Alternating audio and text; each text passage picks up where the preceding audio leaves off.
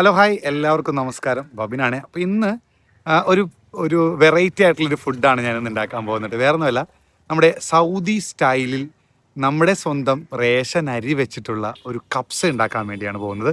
എന്തായാലും കൂടുതൽ ഡീറ്റെയിൽസ്, കൂടുതൽ കാര്യങ്ങളൊക്കെ നമുക്ക് വീഡിയോയിൽ കാണാം. അപ്പോൾ എന്തായാലും ബോറടിപ്പിക്കുന്നില്ല, വാ.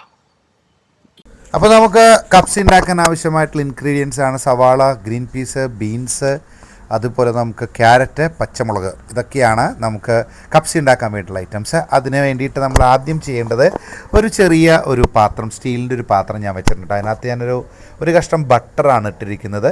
വേറെ ഒന്നും ഉണ്ടായിട്ടില്ല, നമ്മുടെ റേഷനറി ആണ് നമുക്ക് റൈസായിട്ട് നമ്മൾ എടുക്കുന്നത്. അപ്പോൾ അതുകൊണ്ട് തന്നെ ചെറിയ സ്മെല്ലോ കാര്യങ്ങളോ ഉണ്ടെങ്കിൽ അതൊക്കെ പോട്ടെ എന്ന് വിചാരിച്ചിട്ടാണ് ഞാൻ ഈ ബട്ടർ ആദ്യം തന്നെ ഇട്ട് ബട്ടർ ഉരുക്കിയതിന് ശേഷമാണ് നമ്മുടെ ബാക്കിയുള്ള ഇൻഗ്രീഡിയൻസ് ഇട്ട് നമ്മൾ മസാല തയ്യാറാക്കുന്നത് കേട്ടോ. അപ്പോൾ എന്തായാലും ബട്ടർ നന്നായിട്ടൊന്ന് ഉരുകുന്ന വരെയായിട്ട് നമുക്ക് ഒന്ന് ഇളക്കി കൊടുക്കാം. ബട്ടർ ശരിക്കും ഒന്ന് ഉരുകിയിട്ടുണ്ട്, നല്ല പത പോലെ വരുന്നുണ്ട് കേട്ടോ. ഞാൻ മിൽമയുടെ ബട്ടറാണ് യൂസ് ചെയ്തിരിക്കുന്നത്. അപ്പം നമ്മൾ ഇതിനകത്തേക്ക് തക്കോലം, കരയാമ്പൂ, ജാതിപത്രി, ബേ ലീഫ്, കുരുമുളക്, അങ്ങനെ എല്ലാ ഐറ്റംസും ഇട്ട് മിക്സ് ചെയ്യുകയാണ് കേട്ടോ. കുറച്ച് നേരം നമ്മൾ നന്നായിട്ടൊന്ന് മിക്സ് ചെയ്യണം. അപ്പോൾ അങ്ങനെ മിക്സായി കഴിഞ്ഞിട്ട് ഒരു ബ്രൗൺ കളർ ആയി കഴിഞ്ഞതിന് ശേഷമേ ബാക്കിയുള്ള കാര്യങ്ങൾ നമ്മൾ ചേർക്കുള്ളൂ. അപ്പോൾ ഏകദേശം മിക്സ് ആയതിന് ശേഷം നമ്മളതിനകത്തേക്ക് ആദ്യം ഇടുന്നത് സവോളയാണ് കേട്ടോ. സവോള നന്നായിട്ട് തിരുമ്മി ഒന്ന് ഇടുക. തിരുമ്മി കഴിയുമ്പോൾ ഒന്ന് വിടരാൻ വേണ്ടിയിട്ടാണ്. അതിന് ശേഷം നന്നായിട്ട് ഒന്ന് ഇളക്കി കൊടുക്കുക, അടി പിടിക്കാത്ത രീതിയിൽ, കരിയാത്ത രീതിയിൽ.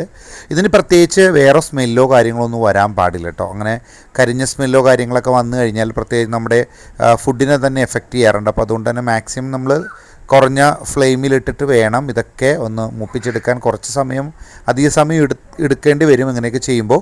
എന്നാലും സാരമില്ല, പക്ഷെ നമ്മുടെ ഫുഡ് നന്നായിട്ട് തന്നെ കിട്ടാൻ വേണ്ടിയിട്ട് മാക്സിമം തീ കുറച്ചിട്ട് സവാളയൊക്കെ നന്നായിട്ട് ബ്രൗൺ കളർ ആവുന്ന വരെ നമ്മൾ മാക്സിമം ഇന്ന് വയറ്റി തന്നെ എടുക്കണം കേട്ടോ.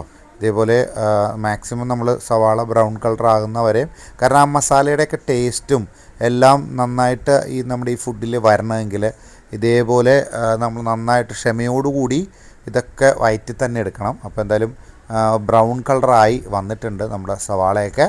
അതിനുശേഷം നമ്മൾ അടുത്തായിട്ട് ഇടാൻ പോകുന്നത് കുറച്ച് മുളക് പൊടിയാണ് കേട്ടോ. നമ്മുടെ സ്പൈസി, ആർക്കെങ്കിലും സ്പൈസി വേണം എന്നുള്ളവരൊക്കെയാണ് കൂടുതലും മുളക് പൊടി. ഞാൻ കുറച്ച് ചേർക്കുന്നുള്ളൂ. ആവശ്യാനുസരണം നിങ്ങൾക്ക് മുളക് പൊടി ചേർക്കാം. നിങ്ങളുടെ എരിവിനനുസരിച്ച് എത്ര നല്ല എരിവ് വേണമെന്നുണ്ടെങ്കിൽ അതിനനുസരിച്ച് മുളക് പൊടി ചേർക്കാം. ഞാൻ കുറച്ച് മുളക് പൊടി ചേർത്തിട്ടുള്ളൂ. ഇനി കുറച്ച് ഒരു 1/4 ടീസ്പൂൺ മഞ്ഞൾപ്പൊടി ഇട്ട് നന്നായിട്ടൊന്ന് നമുക്ക് മിക്സ് ചെയ്യാം കേട്ടോ. നന്നായിട്ടൊന്ന് മിക്സ് ചെയ്ത് അത് പൊടിയും അതൊക്കെ ആയിട്ട് നന്നായിട്ടൊന്ന് ഫ്രൈ ആകുന്ന രീതിയിലായിരിക്കണം നമ്മളൊന്ന് മിക്സ് ചെയ്തെടുക്കേണ്ടത്. അതിനുശേഷം ആവശ്യത്തിന് ഉപ്പിടുക. ഉപ്പ് നിങ്ങളുടെ ആവശ്യത്തിന്, ഞാൻ കുറച്ച് ഉപ്പ് ഇടുന്നുള്ളൂ, ഒരു 1/4 ടീസ്പൂൺ ഉപ്പ് ഇടുന്നുള്ളൂ കേട്ടോ. ഇതിനുശേഷം നന്നായിട്ടൊന്ന് മിക്സ് ചെയ്യണം. നന്നായിട്ടൊന്ന് മിക്സ് ചെയ്യുക എന്ന് പറഞ്ഞാൽ നന്നായിട്ട് ഫ്രൈ ആകുന്ന രീതിയിൽ തന്നെ നമ്മൾ മിക്സ് ചെയ്യണം. എങ്കിലേ ആ ഒരു ടേസ്റ്റ് ആ മസാലയ്ക്കൊക്കെ ഉണ്ടാവുള്ളൂ. നമ്മൾ ആ ഫുഡ് കഴിക്കുമ്പോൾ, അല്ലെങ്കിൽ ആ ഒരു ടേസ്റ്റ് നമ്മുടെ നാവിലേക്കൊക്കെ വരണമെങ്കിൽ തീർച്ചയായിട്ടും അത് നമ്മുടെ മസാലക്കൂട്ട് നന്നായിട്ടൊന്ന് ഫ്രൈ ആകണം. അപ്പോൾ അതുകൊണ്ട് മാക്സിമം നിങ്ങൾ നന്നായിട്ട് ഇളക്കി കൊടുക്കുക. അതിനുശേഷം നമ്മൾ ചിക്കൻ, ഈ മസാലയിലേക്ക് ചിക്കൻ ഇങ്ങനെ ഓരോന്നായിട്ട് തട്ടി ഇടുക. തട്ടി ഇങ്ങനെ ഞാൻ കുറച്ച് ചിക്കനേ എടുത്തിട്ടുള്ളൂ കേട്ടോ. ആവശ്യത്തിനുള്ള ചിക്കനെ ഇതിനകത്ത് മിക്സ് ചെയ്യുന്നുള്ളൂ. അപ്പോൾ അതിന് ശേഷം നന്നായിട്ട് ഇവനെ ഒന്ന് മസാല പിടിക്കാൻ വേണ്ടി അവനെ ഒന്ന് മിക്സ് ചെയ്യുക. അവനെ നന്നായിട്ട് ഇളക്കി നമ്മുടെ ചിക്കനിലൊക്കെ ഈ മസാല പിടിക്കുന്ന രീതിയിൽ ഇവനെ ഒന്ന് മിക്സ് ചെയ്തെടുക്കുക. ഇങ്ങനെ കുളിപ്പിച്ചെടുക്കുക. മസാലയിൽ നന്നായിട്ടൊന്ന് മിക്സ് ചെയ്ത് കാണുമ്പോൾ നമുക്ക് അറിയാൻ സാധിക്കും ആ മസാല എത്രത്തോളം നമ്മുടെ ചിക്കനിലൊക്കെ പിടിച്ചു എന്ന് നമുക്ക് മനസ്സിലാവും കാണുമ്പോൾ. ഇപ്പോൾ തന്നെ നന്നായിട്ടിങ്ങനെ മിക്സ് ചെയ്ത് സെറ്റാക്കി വയ്ക്കാം.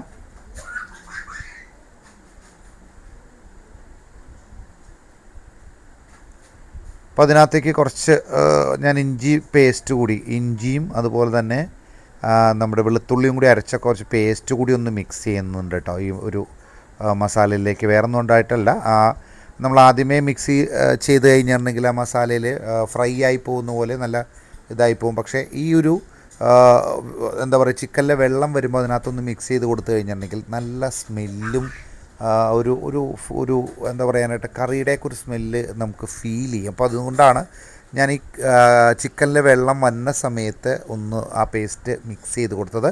എന്നിട്ട് നമുക്ക് കുറച്ച് നേരം അടച്ചു വെക്കാം. അപ്പോഴേക്കും അടുത്ത പണിയിലേക്ക് നമ്മൾ പോവാണ്. ഒരു പാത്രത്തിൽ കുറച്ച് വെള്ളം ഞാനിതുപോലെ തിളപ്പിച്ചിട്ടുണ്ട്. വേറൊന്നും അല്ല കേട്ടോ, നമ്മുടെ റേഷൻ്റെ അരി അതിനകത്തേക്ക് ഇടുന്നതാണ് കേട്ടോ. എന്തിനാണെന്ന് വെച്ചാലേ വേറൊന്നും ചിലപ്പോൾ പറയുന്നത് കേട്ടിട്ടുണ്ട്, നമ്മുടെ ഈ റേഷനരിയിൽ ഒരു ചെറിയ രീതിയിലുള്ളൊരു പശയൊക്കെ ഉണ്ടെന്ന്. അപ്പോൾ ആ പശയൊക്കെ ഒന്ന് പോകാൻ വേണ്ടിയിട്ട് ഞാൻ എന്ത് ചെയ്തു, ഒന്ന് വെള്ളം തിളപ്പിച്ചിട്ട് ആ റേഷനരി അതിനകത്തേക്ക് വാരിയിട്ടതിന് ശേഷം മാത്രമാണ് ഞാൻ കോരി നമ്മുടെ മസാലയിലേക്ക് ഇടുന്നത് കേട്ടോ. അപ്പോൾ ആ ഒരു പശയൊക്കെ ഒരു പശപ്പൊക്കെ ഉണ്ടെങ്കിൽ റേഷനരിയിലെ പോട്ടെ എന്ന് വിചാരിച്ചിട്ടാണ് ഇതുപോലെ ഞാൻ ചെയ്യുന്നത്. അപ്പോൾ എന്തായാലും എല്ലാ അരിയും ഞാൻ ഇതുപോലെ വാരി നമ്മുടെ ഒരു അരിപ്പ വെച്ച് കോരി ഇതിനകത്തേക്ക് നമ്മുടെ ചിക്കൻ മസാലയിലേക്ക് ഇടുകയാണ് കേട്ടോ. പിന്നെ ഫുള്ളായിട്ട് അരി ഞാൻ മസാലയിലേക്ക് ഇടുന്നു. അരി വെന്തിട്ടില്ല, വേവുന്നതിന് മുമ്പുള്ളൊരു ടൈമാണ്. ശരിക്കും ഈ അരി വേവാനായിട്ട് ഒരു വിസിൽ മതി എന്നാണ് പറയുന്നത് കേട്ടോ. ഒറ്റ വിസിലിന് ഈ അരി വെന്ത് കിട്ടും. അപ്പോൾ അതുകൊണ്ട് നമ്മൾ ഉടഞ്ഞു പോകാതിരിക്കാൻ ശ്രദ്ധിക്കുന്നുണ്ട്. അതുകൊണ്ടാണ് വെള്ളം തിളപ്പിച്ചിട്ട് അതിനകത്തേക്ക് ഈ അരി ഇട്ടിട്ട് കോരിയെടുക്കുന്നത്. ആ പശപ്പൊന്ന് പോകാൻ വേണ്ടിയിട്ടാണ്. അപ്പോൾ ഏകദേശം അരിയെല്ലാം നമ്മൾ കോരി ചിക്കൻ്റെ മസാലക്കൂട്ടിലേക്ക് ഇട്ടു. ഇനി നമുക്ക് നന്നായിട്ടൊന്ന് മിക്സ് ചെയ്ത് കൊടുക്കണം കേട്ടോ. ഈ അരി നന്നായിട്ടെന്ന് വെച്ചാൽ നന്നായിട്ടൊന്ന് മിക്സ് ചെയ്യണം.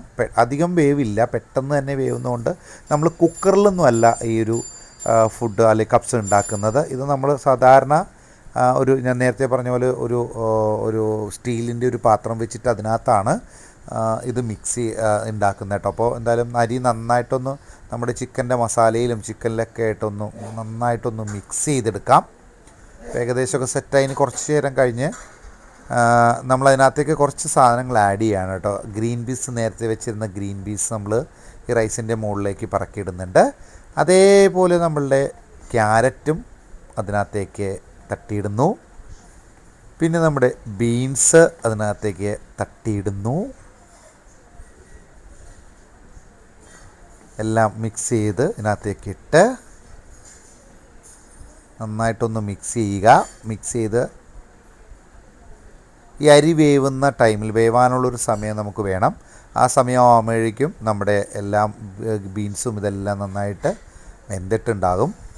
അപ്പം നമ്മുടെ ഈ അരി വേകുന്നത് നമ്മുടെ ചിക്കനിലെ ആ മസാലയുടെ ആ ഒരു മസാലക്കൂട്ടിൽ കിടന്നാണ് കേട്ടോ ശരിക്കും ഈ അരി വേവുന്നത്. അതുകൊണ്ടാണ് ഒരു പ്രത്യേക ടേസ്റ്റ് തന്നെ നമുക്ക് കിട്ടുന്നത്.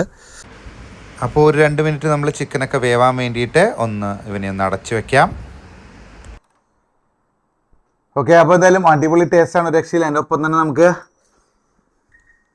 പച്ചമുളക് ഉണ്ട് കേട്ടോ. അതുപോലെ നമുക്ക് തൈരുണ്ട്. ഇതൊക്കെ ഒഴിച്ച് മിക്സ് ചെയ്യാം. അസാധ്യ ടേസ്റ്റാണ്. വിചാരിച്ച പോലെ അല്ല, നല്ല ടേസ്റ്റാണ്. നമ്മുടെ റേഷനരിയുടെ അതുപോലെ തന്നെ ഇതൊക്കെ റേഷനറി ആണെന്നൊന്നും നമുക്ക് ഫീൽ ചെയ്യുന്നില്ല. എല്ലാ ഇൻഗ്രീഡിയൻസും മസാലയൊക്കെ വന്നു കഴിഞ്ഞപ്പോൾ അങ്ങനൊരു ഫീൽ ചെയ്യില്ല കേട്ടോ. അപ്പോൾ എന്തായാലും മസ്റ്റ് ട്രൈ ഐറ്റമാണ്. തീർച്ചയായിട്ടും നിങ്ങൾ വീട്ടിലൊന്ന് ട്രൈ ചെയ്ത് നോക്കണം.